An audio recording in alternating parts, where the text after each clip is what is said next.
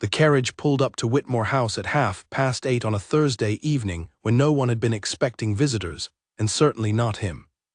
Lord Edmund Carew, the Duke of Ashenvale, stepped down onto the gravel path without waiting for his footman to open the door. He did it himself, which was already wrong, already strange, already the kind of thing that made the housekeeper, Mrs. Polly Finch, press her nose against the drawing-room window and hiss for the butler. The Duke of Ashenvale did not visit people. People were summoned to him. That was how it worked. That was how it had always worked. And yet here he was, standing in the orange flicker of the front lanterns, brushing dust from the sleeve of his coat with 2 fingers, looking at the Whitmore front door as if he had been here 100 times before, and found it slightly disappointing, every single one of them. Inside the house, there was immediate and total chaos. Lord Arthur Whitmore, who had been dozing in his armchair with a newspaper across his chest, sat up so fast he knocked his reading spectacles from the side table.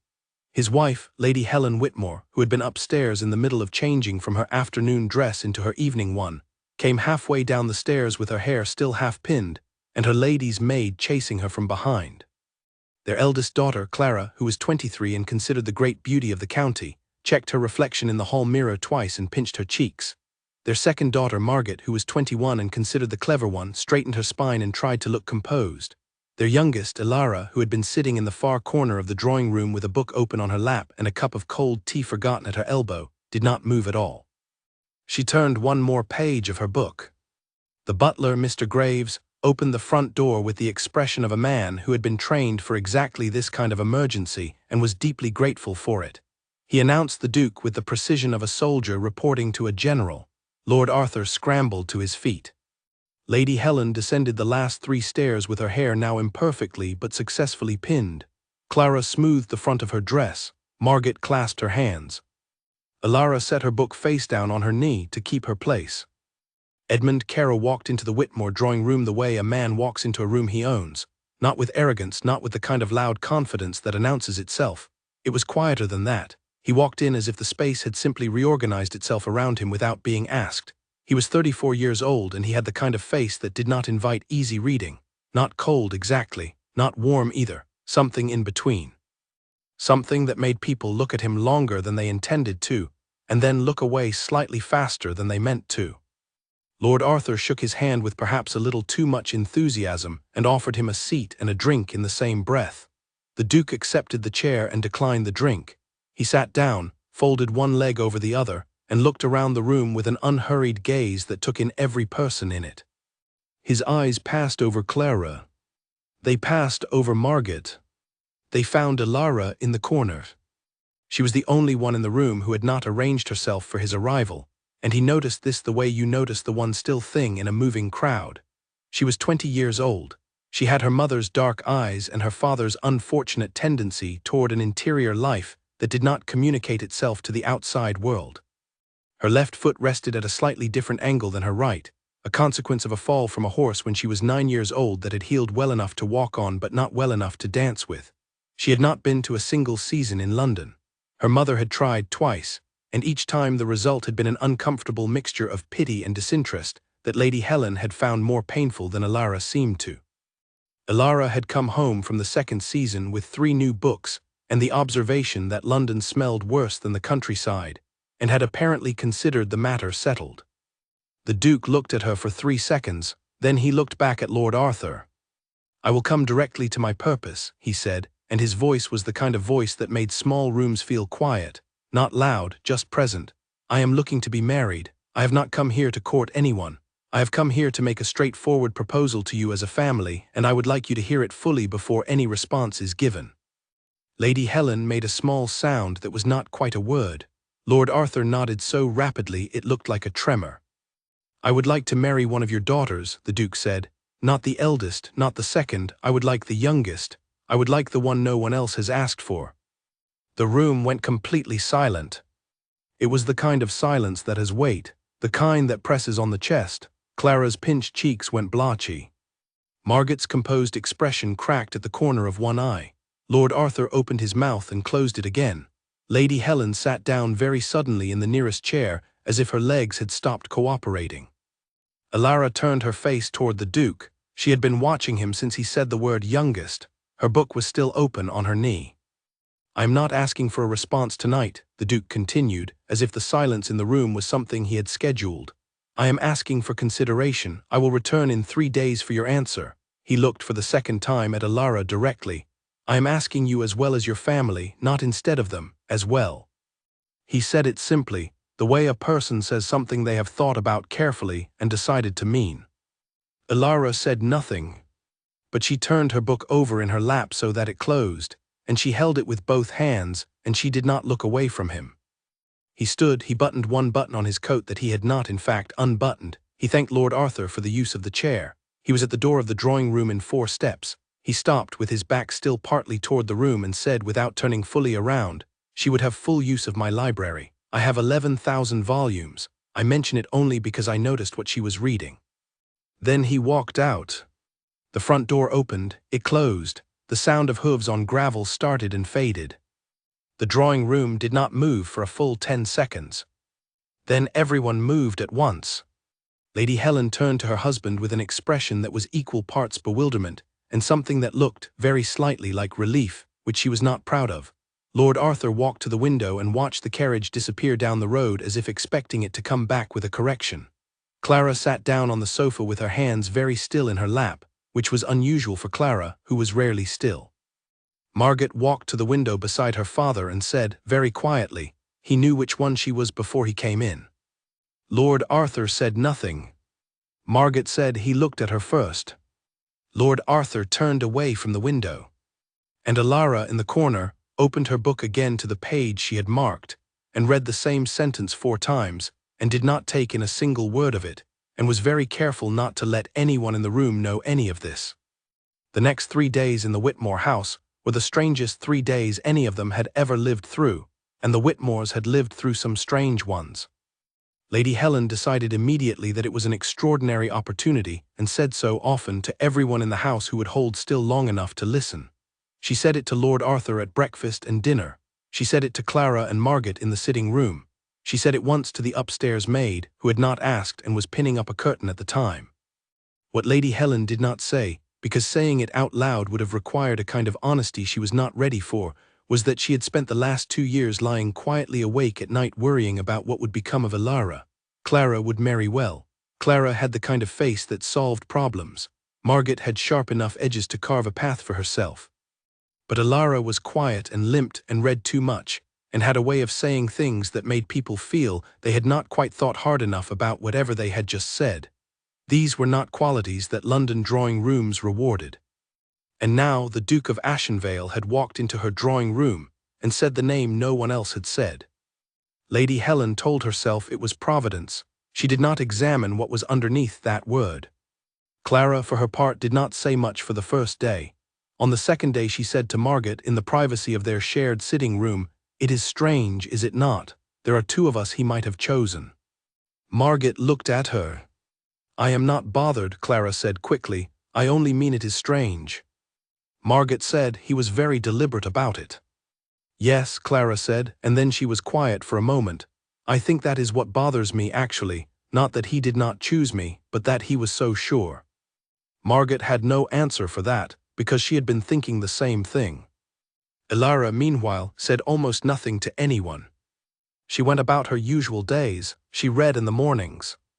She walked in the garden in the afternoons, the longer route that went around the rose beds and past the old stone wall, the one she preferred because it was level and her leg did not ache on level ground. She ate dinner with her family and listened to her mother talk about the Duke's estate and his land holdings, and the fact that Ashenvale had 16 bedrooms and 2 separate libraries, and she chewed her food carefully and refilled her water glass twice and excused herself early. In her room alone she thought about it. She thought about it the way she thought about everything, which was to say she turned it over from every angle until she could see the shape of it. She was not naive about what the Duke's visit meant. She was not a girl who confused kindness with strategy or confounded attention with affection. He had come to her family's house and said very plainly that he wanted the daughter no one had wanted. He had said it like a business proposition. He had also, and she kept returning to this, looked at her before anyone else in the room. He had also left 11,000 books in the sentence like a door propped open. She was smart enough to know that might be manipulation. She was also honest enough to know that it had worked. On the evening of the second day, her father knocked on the door of her room. This was unusual. Lord Arthur Whitmore was not a man who sought out his youngest daughter's company as a rule. He was not unkind to her. He was simply not particularly present for her. He had been present for Clara when Clara was being presented in London, and he had been present for Margaret when Margaret had shown an aptitude for managing the household accounts that he found useful, and he had been vaguely present for Alara in the background of things, in the same way the hall table was present, functional and unexamined. He came into her room and sat in the chair by the window, and he looked at his hands. "It is a good offer," he said. "Yes," Alara said. She was sitting on the edge of her bed. "He is a serious man, well regarded." Her father's voice had something in it she could not quite name. It was not guilt, it was the shape around guilt. The place guilt would sit if it were allowed to. "You would be well provided for." "Yes," Alara said again. Her father looked up at her. His face was tired. He was 56 years old, and he looked at that evening in a way that he did not always. "Do you want to go?" he asked. She thought he was asking whether she wanted the life, whether she wanted the house and the title and the distance from a drawing room that had never quite fitted around her. Later she would understand he was asking something else entirely, something he did not have the courage to ask directly, but she would not know that until she had already answered. "I want to know why he chose me," she said. Her father looked at his hands again. Perhaps he simply prefers quiet women. Alara looked at him for a long moment. "No," she said. "I do not think that is it." Her father stood and straightened his jacket and said good night. He kissed the top of her head, which he had not done in several years. It felt like an ending, and she did not know what was ending, and he was gone before she could ask. When the Duke returned on the third day, the Whitmore family was assembled in the drawing room. This time everyone was arranged and ready. Lady Helen sat in the chair nearest the fireplace. Lord Arthur stood by the mantelpiece. Clara and Margaret sat together on the sofa, and Alara sat in the same corner she had occupied 3 days before, because no one had asked her to move and she had not felt the need to. The Duke came in. He looked at the room. He looked at Alara in the corner. He said, "Have you had enough time to consider?" Lord Arthur opened his mouth. Alara said yes. Everyone looked at her. She stood up. She did not rush it. She had a habit of standing carefully, of taking the extra moment to make sure of her footing, a habit built into her body over 11 years of understanding that the ground was not always as reliable as it looked. She stood, and she walked from the corner of the room to the center, and she stopped in front of the Duke of Ashenvale, and she said, "I have one condition." The Duke waited. "You will tell me why you chose me," she said. "Not now, not tonight, but before this is settled, you will tell me the real reason." She held his gaze. He had gray eyes, the kind of gray that changes with the light. Right now they were the color of early morning, before the sun has fully arrived. He said, "When the time is right, I will tell you everything." "That is not the same as agreeing to my condition." Something crossed his face. It was brief and she almost missed it, and she did not miss it. "No," he said, "you are correct, it is not." A pause. "I agree to your condition." The room exhaled. Lady Helen pressed her hands together. Lord Arthur nodded at the mantelpiece as if it had said something wise. Clara stared at her sister. Margaret stared at the Duke. Alara said, "Then my answer is yes." She said it the way she had said yes to very few things in her life, not with relief or excitement or resignation. She said it the way a person says yes when they have thought about a thing from every angle and decided, with clear eyes and a full heart, to step toward it anyway. The Duke of Ashenvale looked at her with those early morning eyes. And for the first time since he had walked through the front door, something in his face shifted into something that was not quite a smile, but was the space that a smile might one day occupy, if given enough time. Alara noticed this. She filed it away. She had a feeling she would need to be paying attention for a long time to come. The Whitmore house became a different place the moment the Duke left that second time, and not because anything visible had changed. The furniture was the same. The smell of the kitchen was the same. The way the third stair from the top creaked underfoot at 10:30 at night was exactly as it had always been.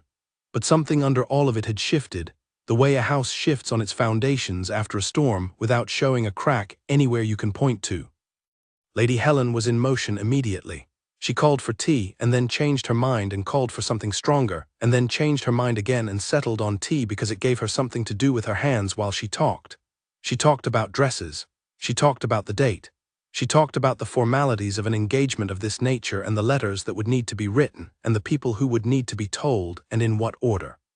She talked the way women talk when they are managing something they are not entirely sure about by converting it into a list of tasks so long there is no room left in the day for doubt. Lord Arthur sat in his armchair and said very little. He agreed when agreement seemed required. He nodded when his wife paused for breath, but his eyes were somewhere else, and Alara, who was sitting on the window bench with her hands folded in her lap, watched him be somewhere else and understood something she could not yet name.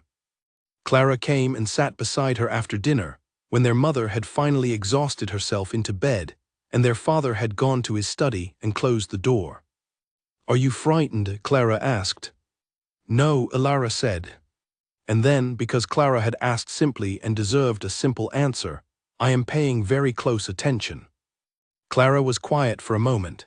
She was the kind of pretty that rooms noticed, Clara was, and she had spent most of her life in those rooms being noticed, and had become somewhat expert at noticing back. She looked at her sister now with an expression that was more complicated than the one she usually wore. "He is not what I expected," Clara said finally. "From everything I have heard, I expected someone colder." "He is not warm," Alara said, "but I do not think he is cold either." "What is he then?" Alara looked out the window. The night was clear, a hard bright moon. "Careful," she said, "he is very careful." Clara absorbed this. "That might be worse than cold," she said. Alara considered it, or better, she said, depending on what he is being careful about. Clara did not have an answer. She pressed her shoulder against Alara's, briefly, the way they had done as small children in the back of the carriage on long journeys, and then she went to bed. Alara stayed on the window bench for a long time after that. She was thinking about the portrait. She had not seen it yet. She did not know it existed yet. But she was already, without knowing why, certain that there was something in Ashenvale House that she was not supposed to find, and that she would find it anyway, because she always found the things that were not supposed to be found. It was one of the few reliable facts about herself that she had never tried to change. The engagement was formally announced at the end of the following week. The letter went out on a Monday, and by Friday it felt like the whole county knew. Lady Helen received callers. Lord Arthur received congratulations from men who shook his hand a little too firmly, the way men do when they are more impressed than they want to appear. Clara and Margaret received their own species of attention, the kind directed at women adjacent to interesting events, and managed it with varying degrees of grace. Alara received one caller. Her mother's cousin, Mrs. Dorothy Hale, who was 61 years old and had never married and had opinions about everything and shared all of them freely.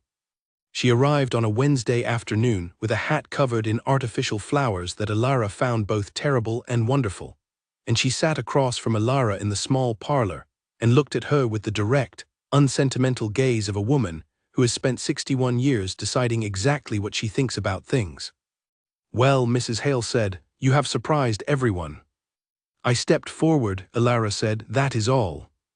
"That is not all," Mrs. Hale said. "In that room, stepping forward was everything." She picked up her tea. "I knew Edmund Caro's mother years ago before she passed." She said it without elaboration, as people say things they intend to say more about eventually. Alara waited. "She was a woman who lived very quietly inside a very large house," Mrs. Hale said. "Not unhappy, but contained, in the way that a fire is contained when the flue is too small for it." She took a sip of tea. "I sometimes wondered about the son." "Wondered what?" Mrs. Hale put her cup down. "Whether he would look for the same thing his father had, or whether he would look for the opposite." She stood because she was the kind of woman who stood when a thought was finished, not when the conversation was. "It appears we now have the answer." She put on her gloves. "Pay attention to what he reads, girl. A man's library tells you everything he is too careful to say aloud." She left. Alara sat in the empty parlor and thought about 11,000 books, and a man who had said they were hers before he had said almost anything else. Preparation for leaving began. Alara owned less than her mother thought appropriate and more than Margaret expected. 3 trunks of clothing, which Lady Helen supplemented with 2 additional ones she packed herself, containing things Ilara had not asked for and would not have chosen, but received without argument because her mother needed to give them, and Ilara understood this. She packed her own trunk of books last and most carefully. 43 books wrapped in cloth and laid in order, not of title or author, but of the order she had loved them, which was an order only she would ever understand. The morning she left, it rained. Lord Arthur came out onto the front step with no coat, which was unlike him, and stood in the light rain while the trunks were loaded and watched, and said nothing useful. Lady Helen cried, which she had decided she would not do and then did immediately. Clara hugged Ilara once tight and said, "Write to me about the books," which was the most Clara thing she could have said and which made Ilara's chest hurt in a way she would examine later when she was alone. Margaret stood back until everyone else had finished and then walked up to Ilara and looked at her carefully and said very quietly, "If anything is wrong, you write to me." "Not Clara, not their parents, Margaret." Ilara looked at her sister. "Why do you say that?" Margaret glanced at the carriage, at the Ashenvale crest on its door and back at Ilara. "Because I have been asking questions about him," she said, "and most of the answers I get are very complimentary." "Which is not what I asked." The carriage door opened. Ilara said, "What did you ask?" "I asked why he waited so long to marry. He is 34. The estate was settled when he was 25. A man in his position usually marries early. He did not." Margaret's voice was steady, but her eyes were not. "No one could tell me why." "The driver was waiting." Ilara squeezed her sister's hand. She said, "I will pay attention." She climbed into the carriage. The door closed. The horses moved. She turned and looked out the back window.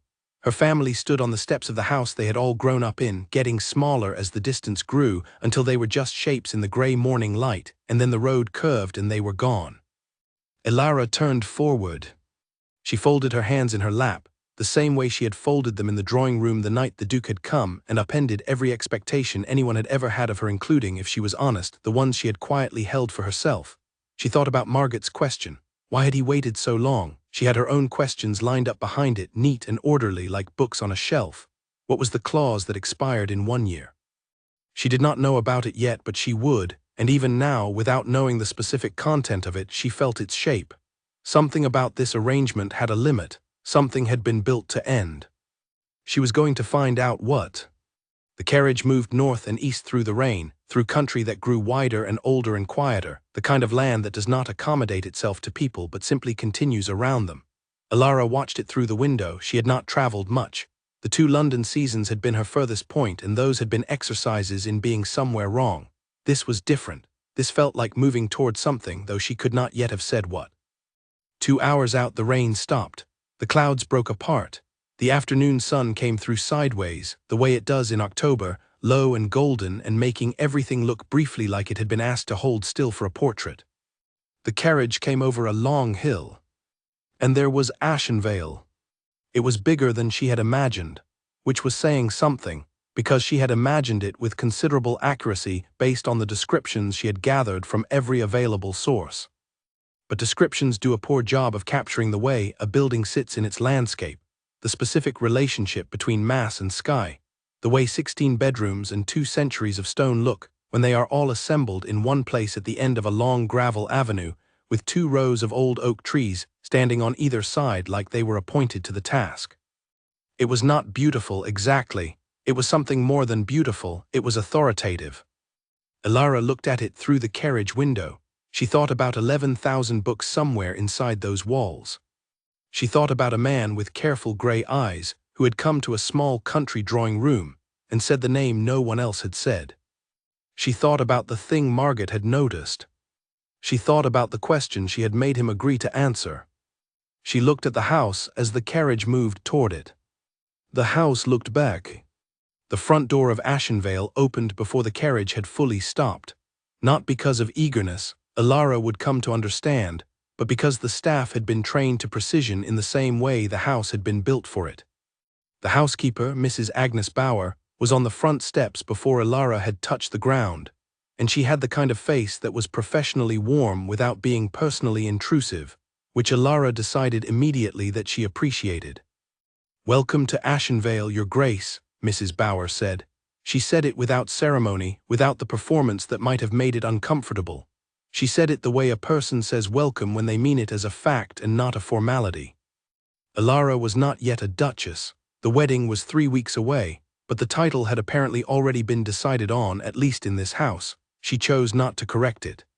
She filed it away instead, this first small piece of information about how Ashenvale operated, how Edmund Caro managed his house, what he had told them to call her. These were data points and she was already collecting them. She was shown to her rooms. They were in the east wing and they were large and high-ceilinged and had been recently aired, the smell of old stone replaced with something lighter. The furniture was good, old but maintained. Someone had placed flowers on the writing table, not a large arrangement, not something performative, just a small bunch of late-season garden flowers in a plain white vase. Alara stood and looked at them for a moment. She set down the bag she had been carrying herself, the one with her 43 books, and she took out the first 3 and put them on the writing table beside the flowers. Then she walked to the window.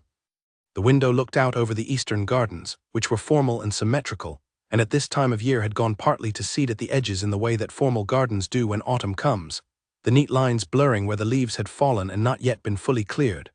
Beyond the gardens was a field, and beyond the field was a wood of old trees that stood black against the pale sky, and beyond the trees was the edge of everything she could see from where she was standing. She was looking at the garden when she noticed the window of the room next to hers. Not the room itself, just the window, which was visible at an angle from where she stood. The window was covered, not with curtains which all the other windows she had seen had, but with something hung from the inside close to the glass. She could see the edge of it the way something dark and still hung against the light. It was the kind of thing you would not notice if you were not looking. She had been looking. She did not go investigate immediately. She was not impulsive. She put her coat away. She washed her hands and face. She unpacked 3 more books and arranged them with the others. She combed her hair. She was methodical, and she let the thing she had noticed sit in the back of her mind like a splinter while she did all of this. And it was still there when she had finished, which meant it was worth investigating, which she already knew. She walked into the corridor. The room next to hers had a plain door. The corridor had 6 doors and all of them looked the same except for the small brass numbers, and she had not been shown this one. She tried the handle, locked. She stood looking at the door for a moment, then walked downstairs. The Duke was in the dining room when she came down, reviewing something on paper at the far end of the long table, a glass of water at his elbow. He looked up when she entered. He had the kind of attention that arrived all at once, as if he had been simultaneously somewhere else and not somewhere else, and her arrival simply brought him fully into the room. "You are settled?" he asked. "Yes, thank you, the rooms are comfortable." She sat down 2 chairs away from him, not at the other end of the long table and not immediately beside him. He watched her choose the distance and did not comment on it. "I have a question." "You have several," he said. "Yes," she said, "but only one tonight." She looked at him. "What is in the room next to mine?" Something moved in his face. Not alarm. Something more controlled than alarm, the way a person looks when they have anticipated a question and prepared for it, and the preparation is only now being activated. "Nothing that will harm you," he said. "That is not an answer." "It is the beginning of one," he said. He folded the papers in front of him neatly. "I told you I would answer your condition at the right time. That room is part of the same answer. I am asking you to trust that I will keep my word." "I do not yet know if your word is reliable," she said. "I have known you for 4 days." He looked at her. "No," he said, "that is fair." He was quiet for a moment. "The room is locked and will stay locked until I open it myself. It is not a danger to you. I give you my word on that specific point, and you may choose how much weight to give that word." Alara considered it. "I will give it some," she said, "for now." The corner of his mouth moved. She was beginning to understand that this was the nearest he came to a smile in the ordinary course of things, this small controlled movement at the corner of his mouth, and that it was not nothing. Dinner was served.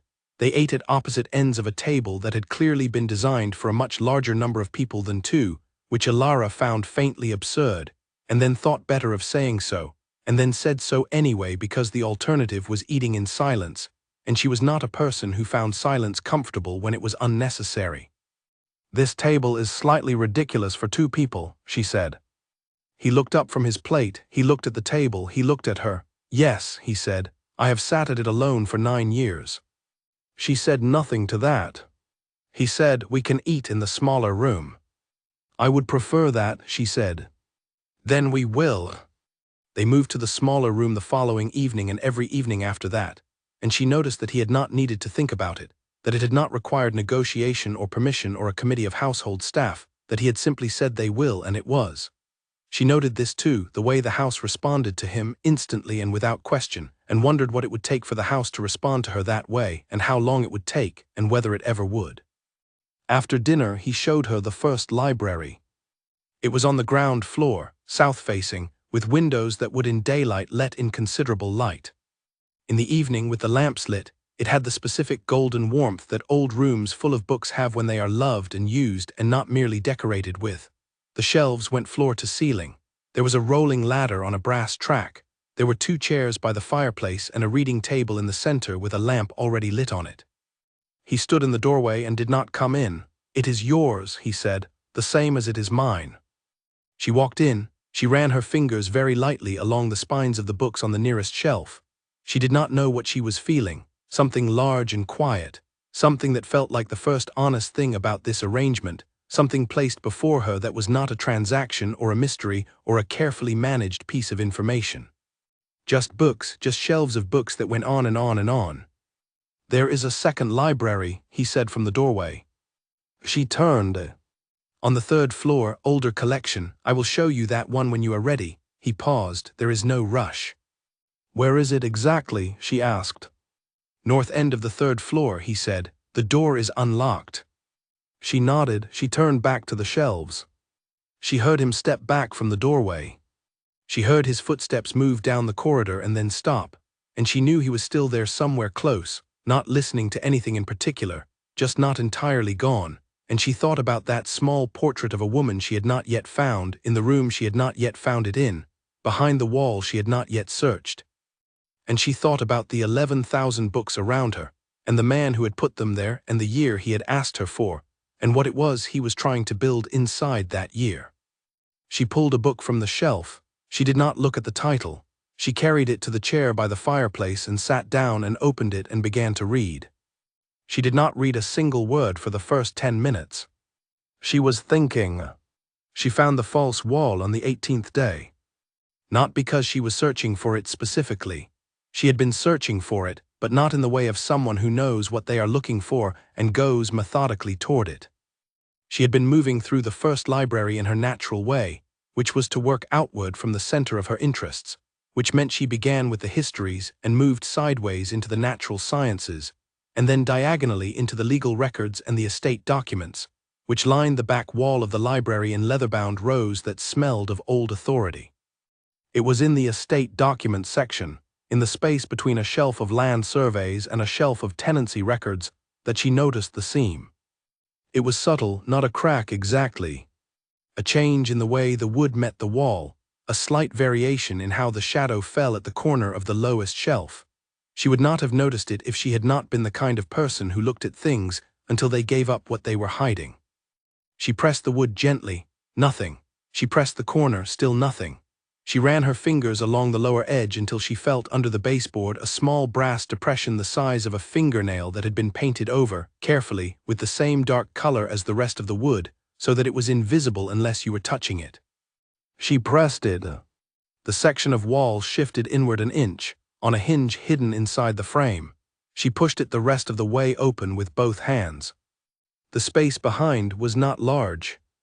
A narrow room, perhaps 4 feet deep and 10 feet wide, lit only by what came through from the library because there was no window. Shelves on all 3 walls, not books, correspondence. Years of it, bundled and tied and dated in a handwriting she did not recognize. She stood in the entrance and looked at the room for a moment before she stepped inside. The dates on the bundles started 11 years ago and ended 3 years ago.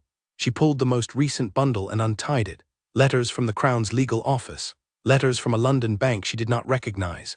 Letters from a firm of solicitors whose name she had seen before, somewhere, recently, without remembering where. She read the first few and understood without enjoying the understanding that they were letters about debt. Not the ordinary kind. The kind that accrued when a man in a position of public trust had taken money he had not been authorized to take, and then found himself unable to return it before anyone noticed. The name on the letters was not Edmund Caro. She set that bundle down carefully and picked up another, older, 8 years ago. These were in the same handwriting, but the tone was different, less formal, more afraid. She read through them steadily, without rushing, the way she read everything. She was 4 letters in when she found it.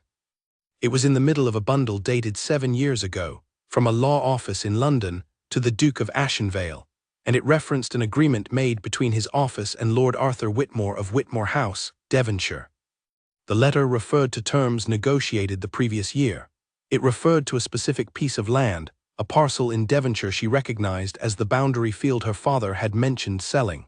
And then, at the bottom of the second page, in language that was careful and legal and very precise, it referenced the terms of settlement. The settlement included a daughter. Not by name in this letter, but in the attached document which was pinned behind it and which was written in her father's handwriting and signed with his signature, the name was there. Ilara. She had been 14 when her father had signed it.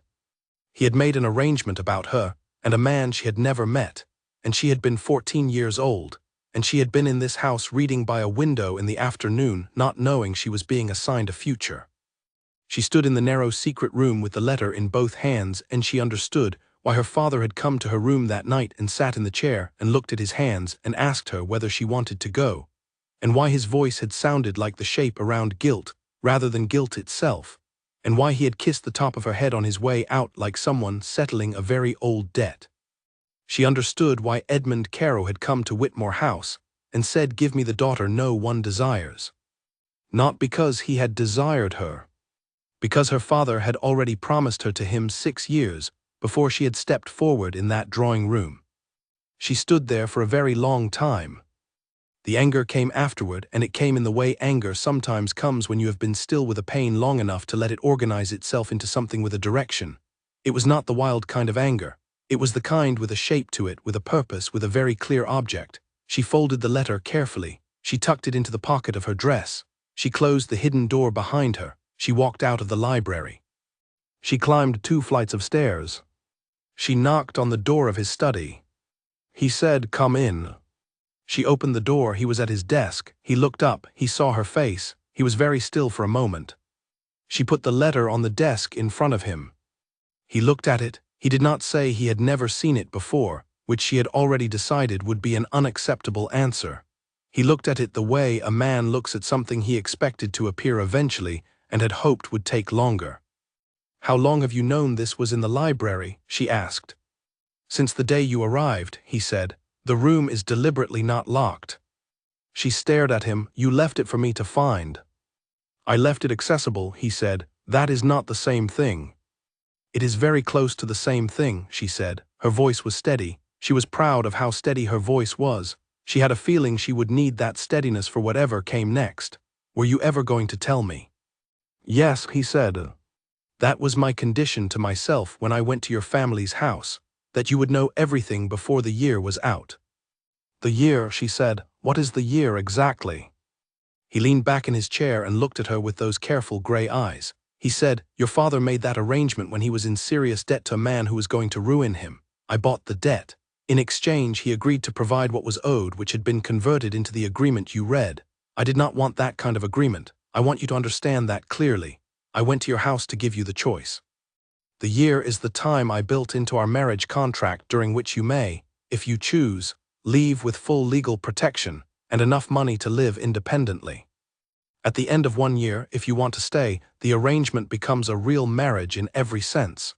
If you want to leave, you leave, and no part of any agreement your father made is held against you." Ilara stood on the other side of his desk and looked at him. "You built me an exit," she said. "Yes. Why?" "Because you deserved one," he said simply. "Because you stepped forward in that drawing room and your family let you without telling you the real reason you had been asked for, and that was wrong, and I could not undo it, but I could make certain you were not trapped by it." She looked at the letter on his desk. She looked at him. She said, "That is not the whole reason." He held her gaze. "No," he said. "It is not. You will tell me the rest." "When the time is right," he said, "as I promised." She nodded once slowly, the way she nodded when she was accepting a thing without agreeing to it yet, which was its own kind of position and one she had practiced for years. She picked the letter up from his desk. She folded it back along its original lines. She held it for a moment and then she put it down again. She did not take it with her. She walked to the door of the study. She stopped with her hand on the frame. She said, without turning all the way around, "Were you going to say anything about the room next to mine?" He was quiet for just a moment. "Not yet," he said. "The portrait," she said.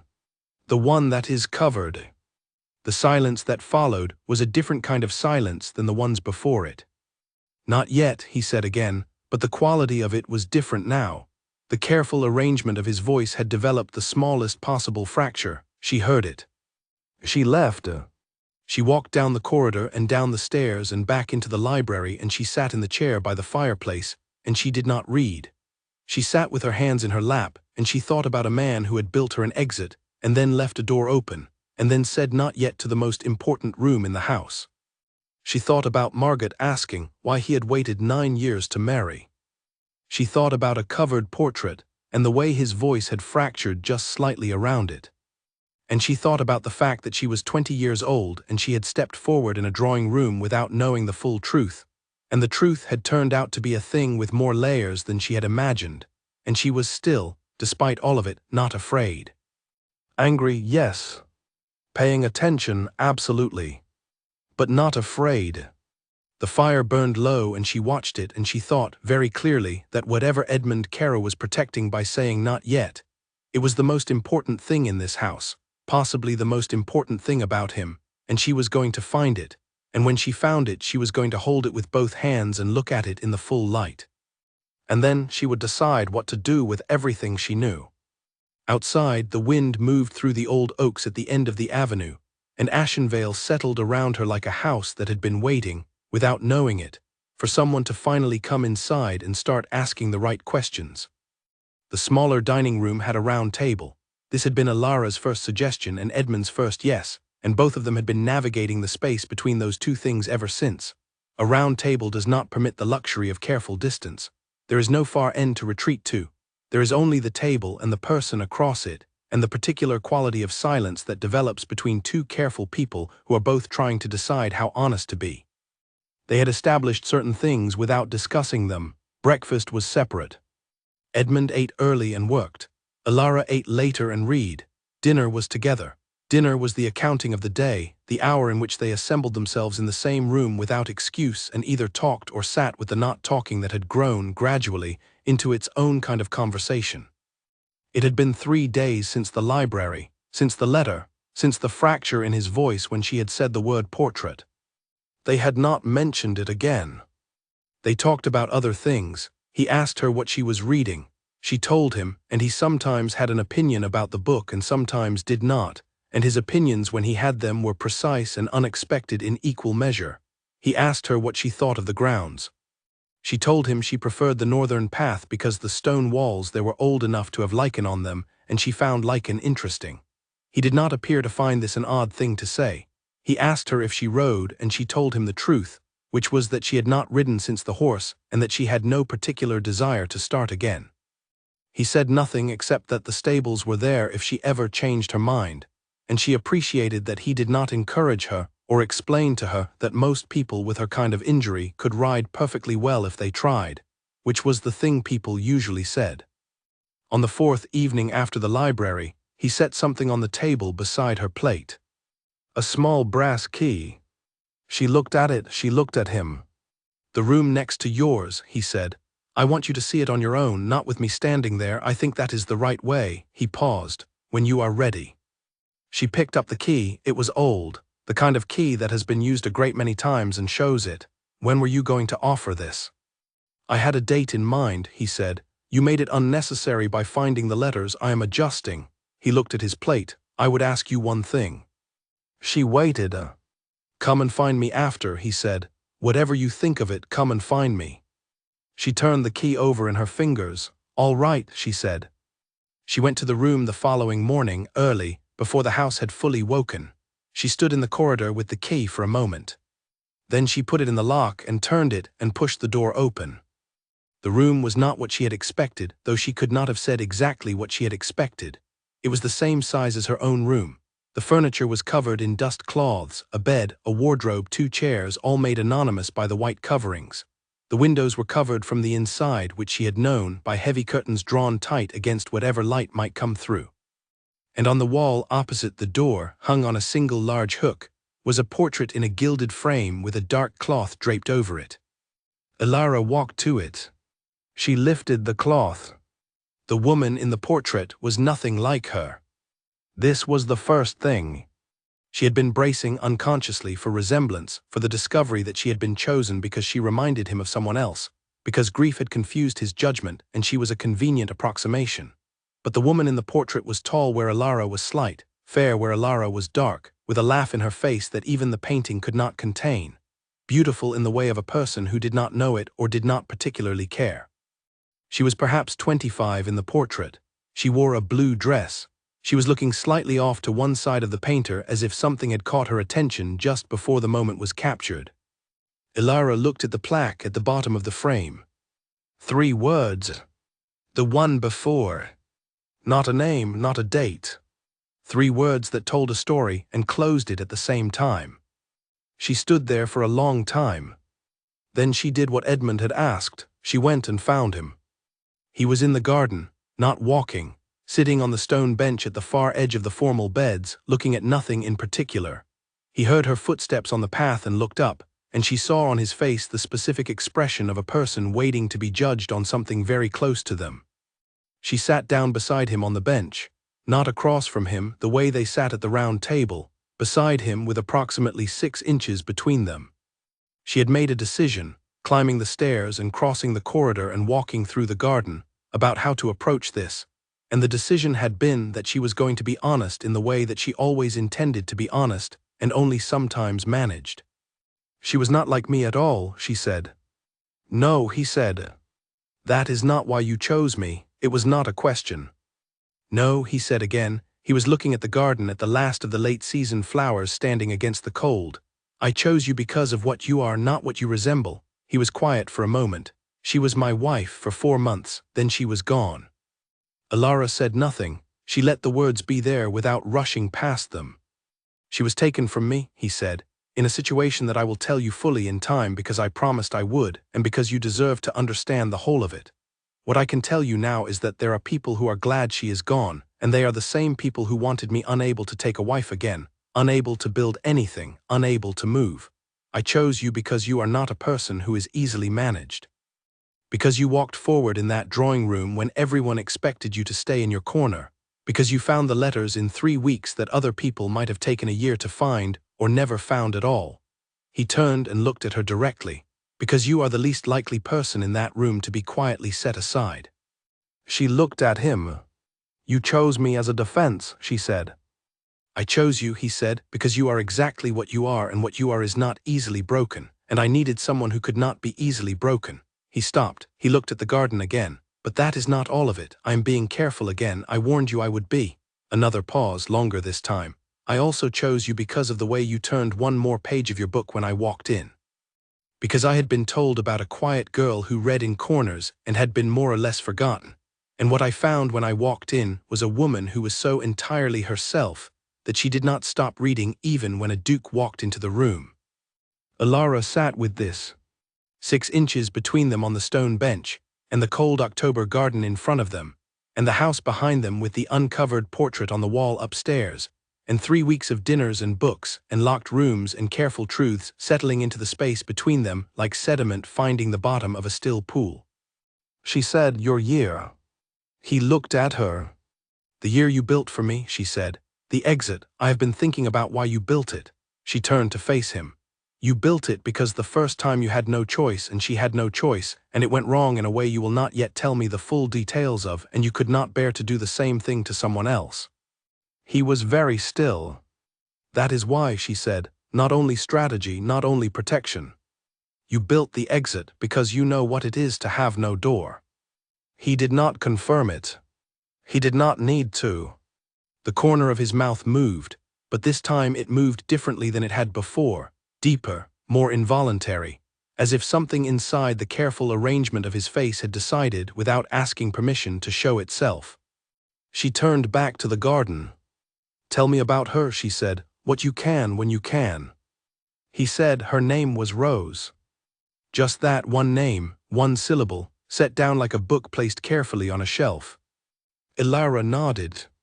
They sat there for another half-hour in the cold garden without speaking, and it was the most honest silence she had experienced since arriving at Ashenvale, and when she finally stood to go inside and he stood too, they walked back to the house side by side, still 6 inches apart, still careful but with 6 inches that had a different quality to them now. Not empty, not simply distance. Something being minded. The night before the hearing, Edmund told her everything. He did it in the small dining room at the round table, after dinner had been cleared, with a cup of cooling tea in front of each of them. And he did it the way he did everything, carefully, fully, without looking away from the difficult parts. He told her about the men who had surrounded him in the years after he inherited the title, the ones who had decided that the resources of Ashenvale and the political access of the dukedom were more valuable in their hands than in his. He told her about the agreements they had pressured him into, the debt they had manufactured to trap her father and others like him. He told her about Rose, whom he had met and married quickly, partly for love and partly because he had been young and had not yet understood the full shape of the trap around him, and who had died in circumstances that the official record described as an accident on the road, and that Edmund described, very quietly and with great precision, as something that had been arranged to look like one. He told her that the men who had done this were still in positions of influence, that one of them sat in the House of Lords, that the hearing he had been working toward for 2 years was scheduled for the following month, and that the purpose of it was to put the full truth of their activities on record in a way that could not be quietly set aside. He told her that marrying a woman with no social weight, no family connections worth exploiting, no obvious value as a target, had been part of his strategy. He told her that choosing Ilara had been, at its inception, partly tactical. He said that word and then he stopped. He looked at the table, he looked at his hands. He said that was true for the first week, perhaps 10 days. She waited, and then you pushed papers off a table, he said, which was not what he meant. He had not yet pushed papers across a table at her. That would come later at the end of the year. But what he meant, what he was reaching toward, was the moment when the calculation had stopped being only a calculation. When she had walked into his study with the letter from the secret room and set it in front of him with steady hands and said simply, "That is not an answer." When she had sat beside him on the cold garden bench and named the thing he was most afraid to name. When she had come downstairs every evening to a round table and been so entirely, unmovably herself that the architecture of his strategy had started to feel inadequate as a description of what was actually happening. She said, "You are telling me this now because the hearing is tomorrow." "Yes," he said. "If it goes wrong, I wanted you to know the whole truth first. You agreed to a year and you have not had the whole year yet, and I would not let the hearing happen without you knowing." She looked at him. He was 34 years old and he had been carrying this alone for a long time, and it showed in the careful way he moved through the world, the way he held things in both hands before setting them down. She had been watching him for weeks, and she understood now the full shape of what she was looking at. She said, "What do you need from me tomorrow?" He looked up. "At the hearing," she said, "what do you need?" "To be present," he said, "if you are willing. Your presence there, as my wife, matters to the legitimacy of the record." "Then I will be there," she said. He nodded, and then, because he was who he was and she had already come to understand the particular language of that, "You did not have to agree to that."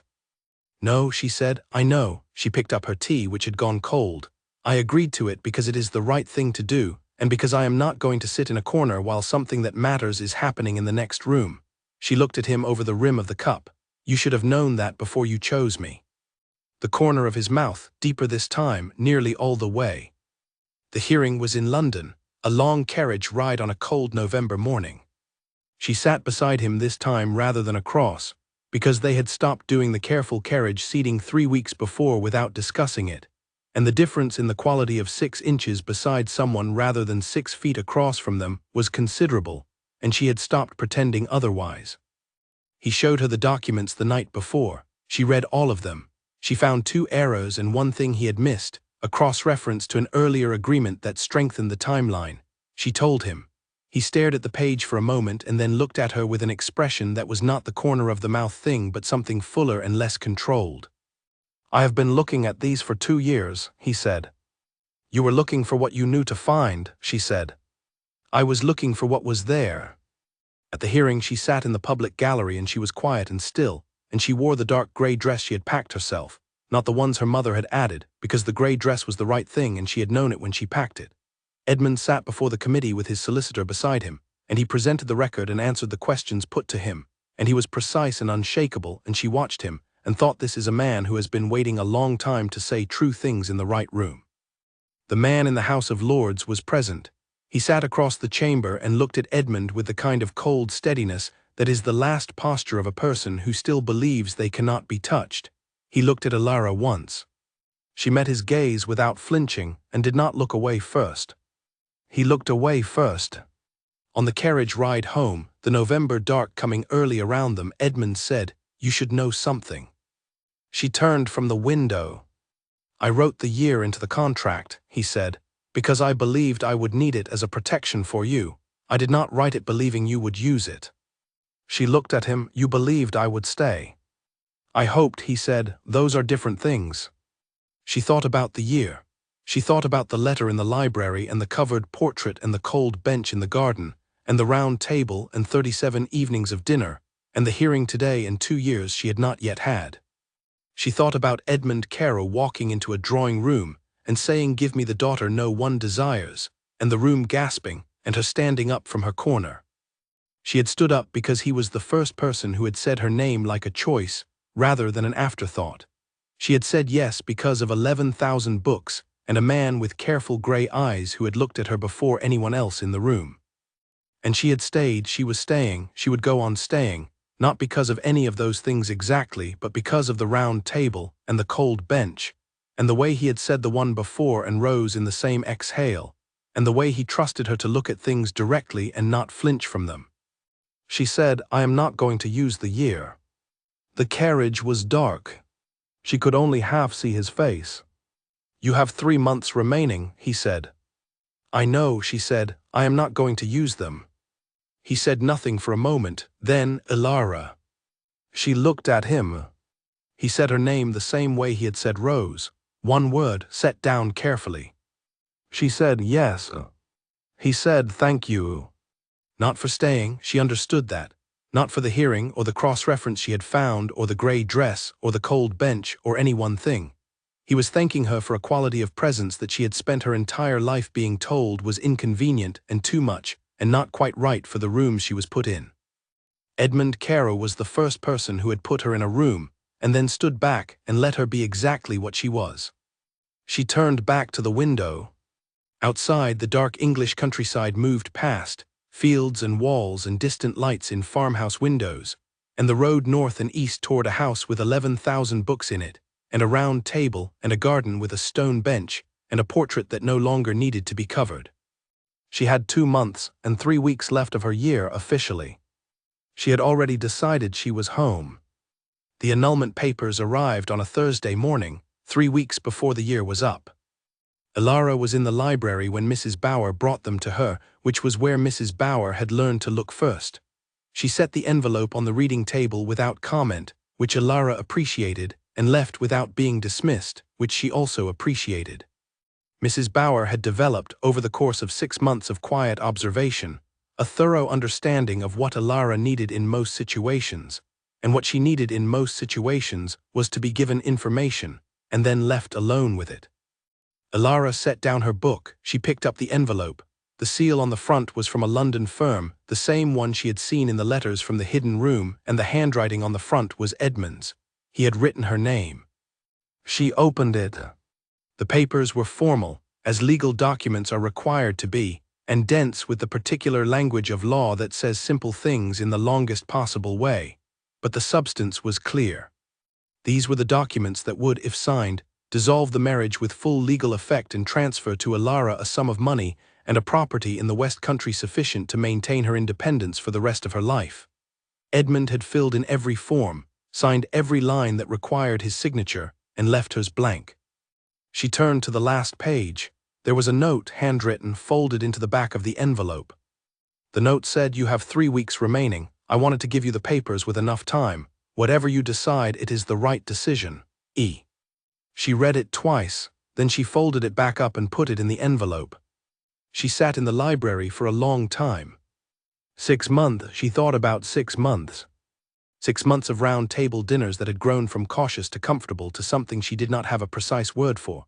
6 months of a house that had rearranged itself around her the way houses do when a person is actually in them rather than merely residing. She had reorganized 2 of the bookshelves. She had moved a chair in the small sitting room 6 inches to the left to catch the afternoon light. She had put her 43 books on a shelf of their own in the ground-floor library. She had told Mrs. Bauer that she preferred her tea with no sugar and more milk than convention advised, and Mrs. Bauer had simply nodded and adjusted. 6 months of Edmund. Not the Edmund of the early weeks, the man who was careful in the way of a person carrying something heavy with both hands and watching his footing. The Edmund of 6 months, who still chose his words with precision but had stopped auditing them for danger before he spoke. The Edmund who brought her things he had read that made him think of something she had said. The Edmund who had started sitting 1 chair closer at the round table, gradually, over weeks, as if testing whether the reduction of space between them would be noticed or corrected. It had been noticed. It had not been corrected. The Edmund who had come back from London 2 months ago after a long meeting about the outcome of the hearing, which had gone in their favor, slowly and incompletely but in their favor, and had sat down at the round table and looked at her and said without preamble, "I am glad you are here." Not as a formality, not as a courtesy, as a true thing. She had said, "So am I," and she had meant it exactly the way it sounded. She put the envelope on the reading table and went to find him. He was in his study. He usually was in the mornings. She knocked. He said, "Come in." She opened the door and he was at his desk, and he looked up and saw her face and went still, not with alarm. With the particular stillness of a person who has been waiting for a thing and is now trying not to influence the outcome by wanting it too visibly. He was 34 years old and he had been careful for a long time, and it showed in every line of him, and she had spent 6 months learning to read what was underneath the careful, and what was underneath it was simpler and less defended than the outside suggested. She sat down across from his desk. She put the envelope on the desk between them. He looked at it, he looked at her. She said, "You had these drawn up." "Yes," he said. "You signed them." "Yes." "You wrote a note telling me it is the right decision regardless of what I decide." "Yes," he said. She looked at him, Edmund. He held her gaze. She picked up the envelope. She held it for a moment. She turned it over in her hands the way she sometimes turned books over before she opened them, feeling the weight of what was inside. And then she set it back down on the desk, and she pushed it toward him, and then she changed her mind and picked it up again and walked to the fireplace. The fire was low. She added 1 piece of wood from the basket, which she did in the way she had learned to do in this house over 6 months, in the specific practical way of a person who is at home in a room and knows how to manage its fire. The wood caught. The fire went up. She put the envelope in it. It burned quickly as paper does. She watched it until it was entirely gone. She turned around. Edmund was standing. He had stood up from his desk at some point while her back was to him and she had not heard it. He was looking at her with an expression she had not seen on him before, which was saying something because she had spent 6 months cataloging his expressions. This one was unguarded.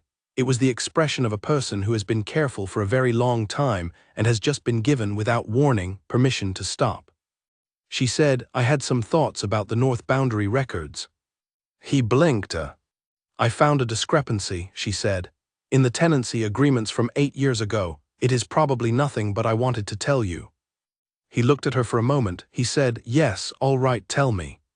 She walked back to the chair across from his desk and sat down. He sat back down. She told him about the tenancy records. He listened with the focused attention he always gave her when she brought him something she had found, and they talked through it for 20 minutes, and it turned out to be nothing after all, and he made a note, and she thought about adding it to her own notes in the library and stood to leave. At the door she stopped. She had a habit of this, she had noticed, of stopping at doors. She said, without turning all the way around, "You should know that I decided before you sent the papers." She heard him set down his pen. "I decided in November," she said, "on the carriage ride back from London." She left. She went back to the library. She sat in the chair by the fireplace, and she opened her book and she read it, this time with full attention, every word landing where it was meant to land, the story doing what stories do when the reader is entirely present for them. Outside, the February sky was white and still, and somewhere in the north end of the house Edmund Caro was sitting at his desk with a pen he had set down, and the ash of the only copy of the annulment papers was settling in the grate, and Ashenvale was exactly as it had been 6 months ago in every physical sense. The same stone, the same 16 bedrooms, the same 11,000 books, and entirely different in every other sense. Because a 20-year-old woman who had been expected to stay in her corner had declined too, and the house, like its owner, had been permanently reorganized by the fact of her. Her father came on a Wednesday in March when the first of the spring was showing at the edges of things, green starting at the base of the old stone walls, the kind of green that is still modest, still testing the temperature of the world before committing. Ilara was in the garden when Mrs. Bower came to tell her. She had been walking the longer path, the level one, and she had stopped to look at the lichen on the old wall that she had mentioned to Edmund in the early weeks, and which he had never commented on again, except to leave a small book about lichens on her reading table without explanation, which was his way. She walked in from the garden. She did not rush. Her father was in the front hall. He had not been asked to wait in the drawing room, which she noted. He was standing with his hat in his hands, which he always held when he was working himself up to something. He was shorter than she remembered, or perhaps she had grown into a different sense of her own height in 6 months. He looked older. He looked, when he saw her, like a man who has been rehearsing a speech and has just understood it is the wrong speech for this room. She did not embrace him. She had embraced him when she left Whitmore House, and she had meant it then, the mixed, complicated truth of it. This was a different visit and required a different greeting, and so she said his name and gestured toward the smaller sitting room. They sat across from each other with no tea, because she had not ordered any, and her father looked at his hands, which was still his habit, and said, "You are well." "Yes," she said. "The house it is remarkable." He looked around the sitting room. "It is very fine." "Yes," she said. He cleared his throat. He had come to county dinner 3 weeks before in the nearest town, and Edmund had attended with Ilara, and she had watched from across the room as her father observed the way Edmund walked beside her and spoke with her, and gave her opinions at the dinner table the same consideration he gave the lord to his right, and she had seen something move through her father's face that was complicated and layered. She had thought then that he would come. He said, "I wanted to speak with you about an opportunity, a matter of some investment in the estate. With the Duke's connections to the northern trade routes, it occurs to me that there might be a chance to discuss the Whitmore land in Devonshire, the southern parcel particularly, which is." She said, "No." He stopped. She said, "No, father." He looked at her. He had the face of a man who expected to have to argue more before reaching the no, and was recalibrating. "I know what you want," she said, "and I understand why you have come. I do not hold it against you that you tried." She meant this. It was one of the decisions she had made carefully over 6 months about how she was going to hold the information she had found. Not with ongoing anger, which would have required energy she preferred to spend elsewhere. Not with false forgiveness, which would have required dishonesty. Just with the clear-eyed acknowledgement of what had happened and the choice to not let it organize her future. "But I am not going to be the bridge between your ambitions and my husband. That is not what I am here for." Her father was quiet. She said, "If you want a relationship with this household, you are welcome to build one honestly. You can write to Edmund directly. You can visit when you write ahead. You can know your daughter, which is something you might find worthwhile now that I am apparently worth knowing." She said this last part without bitterness. She simply set it down between them, the small true thing. Her father looked at her. He was 56 years old, and his youngest daughter was looking at him across a sitting room in a house that was not his and saying things to him that were entirely correct, and he had the expression of a man receiving a just verdict. He said very quietly, "I am sorry, Ilara." She looked at him. She had not expected this. She had not prepared for this particular word in this particular voice. It was not the shape around guilt this time. It was the thing itself, inadequate and late and real. She said, "I know." She stood, he stood, she walked him to the front hall. Mrs. Bower appeared as if summoned by instinct and brought his coat. He put it on. He put his hat back on his head. At the door he looked at her one more time, and she saw in his face something that was the face of her father, the way he had been when she was a very small child, before the estate management and the debt and the quiet calculation had put layers over it. She said, "Write to me, a pause when you mean it." He nodded. He left. She stood in the open front door and watched the carriage go down the avenue and felt the cold March air on her face and thought about the difference between a door that closes and a door that is set to a different position. From the corridor to her right, a sound, a footstep. She turned. Edmund was there, not in the doorway, not close. Standing at the far end of the corridor where it opened onto the main hall, in the way of a person who has been nearby without intruding, in the way she had learned he was present in a house where he moved quietly and paid attention to everything. He did not ask how it went. He looked at her face and read it the way she had learned he read things, fully and without needing the explanation. He walked toward her. He was not a man who moved without purpose, every step decided, and the purpose of these steps was clear by the time he reached her. He took her hand, not with any particular drama, just took it, the way you take the hand of someone who is standing in a cold doorway after a difficult thing. She let the door close. She did not cry, she did not have the need to. The hand was enough, the hand was exactly sufficient. He said, "There is a new book on the reading table, I think you will want to see it." "Now," she said. "When you are ready," he said. She stood there for another moment, his hand around hers, the spring light coming through the high windows of the hall and laying itself across the stone floor in long rectangles, and the house around her as settled and solid and complex and full as a house gets when it has been truly inhabited for long enough. She said, "Now is fine." She followed him toward the library.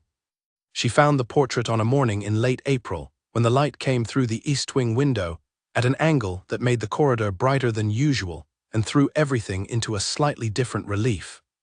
She had been intending to go to the library. She had got as far as the corridor of the east wing, which passed the room that had been locked and was now open, which she had been in 3 times since Edmund had given her the key, each time to sit for a while with the portrait and the covered furniture and the particular quality of silence in that room. The 3rd time she had lifted one of the dust cloths from a chair and folded it and set it aside, and Edmund had not commented, which she took as understanding.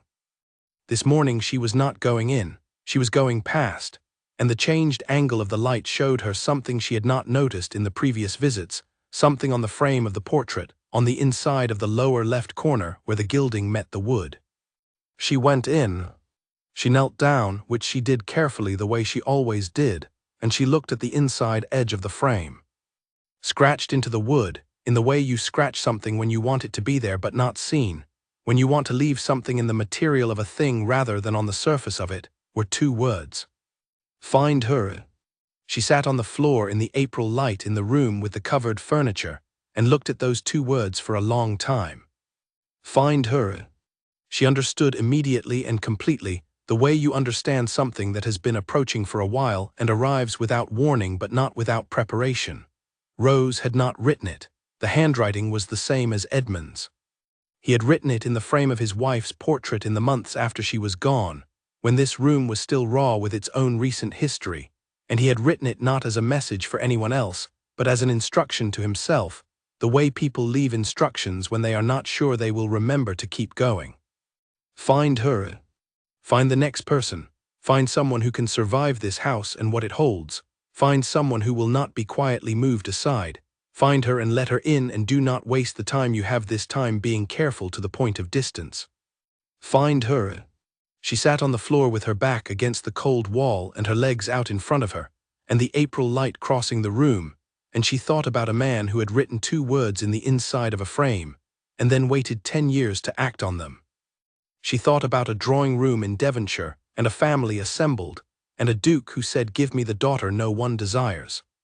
She thought about the step she had taken from a corner. She had thought when she took that step that she was stepping toward something unknown, and she had been right about that, but she had not been right about the direction. She had not been walking toward Edmund Carew. She had been walking toward this. A room in April, a portrait with its cloth removed, 2 words scratched in a frame, the answer to every question she had carried since the beginning. He had been looking for her. He had found her. She stayed on the floor for a while. Then she stood up carefully, and she walked to the portrait, and she put her hand on the bottom corner of the frame, over the 2 words she could not see from this angle but knew were there, and she held it. She looked at Rose in the portrait. Tall, fair, a laugh caught on the edge of her face and preserved in oil paint. She had been here first and she had been taken, and this room was what remained of her, this room and 2 words in a frame and a man who had written them in the dark and then waited. Lara thought about what it meant to be the second person someone loves. Not the first, not the great original, but the one who comes after, who inherits a house still full of the weight of something large and true that happened before them. She had been afraid of this at the beginning, in the way she was afraid of very few things, because it seemed to her a position with no solid ground. Where do you stand when someone has already stood there? What do you build when something has already been built and broken? And then she thought about what Edmund had said on the cold bench in the garden. I also chose you, because of the way you turned one more page of your book. He had not been looking for Rose again. He had not been looking for something familiar. He had been looking for something he had never had, and he had found it in a girl in a corner who did not stop reading when a duke walked in. She took her hand off the frame. She turned and walked to the door. In the corridor, she nearly walked into Edmund. He had not been listening. He was simply there, the way he was often simply there, moving through his own house with the quiet that was native to him. He saw her come out of the room and he looked at her face. She said, "The inside of the frame." He went still. She said, "I found it." He said nothing. She said, "You wrote it before you came to find me." "Yes," he said. "You had been carrying those 2 words for a long time." "Yes," he said again. His voice was steady in the way that things are steady when they are making an effort. She looked at him for a moment. Edmund Caro, 34 years old, careful and quiet and full of the accumulated weight of a long-ago loss and a 10-year wait, and a hearing that was slowly being resolved, and a round table in a small dining room where 2 people had eaten together for 8 months and become, in the way of 2 careful people who are paying close attention, known to each other. She said, "You found me." He looked at her. The morning light was behind her, and she could not see his expression fully, and then she could, as he turned slightly toward the window, and what was on his face was not the corner of the mouth thing she had catalogued. It was not controlled or measured. It was simply true. He said, "Yes." She nodded. She started to walk past him toward the library. She stopped. She turned back. She said, "Edmund." He waited. She said, "So did I." She walked to the library. She sat in the chair by the fireplace. She opened the book on the reading table, the new one, the one he had left there a month ago that she had been slowly working through. She turned to the page where she had left off. She read, and in the east wing at the end of the corridor, the door of the room with the portrait stood open, as it had stood for months now, and the April light came through the cleared window freely, no longer covered, and fell across the dust-clothless chair and the gilded frame, and the woman in the blue dress with the laugh still caught on the edge of her face. And in the library on the ground floor, a woman who had been told her whole life that she was the daughter no one desired sat in a good chair in the full light of the morning, and was entirely at home in herself and in the house around her, and in the life she had stepped forward to claim. The 2 words were still in the frame. She left them there. Some things are not written to be erased. Some things are written to be found, and having been found, to be allowed to remain exactly where they were placed, as evidence of the long, patient work of a heart that refused to stop looking. She turned the page. She read on.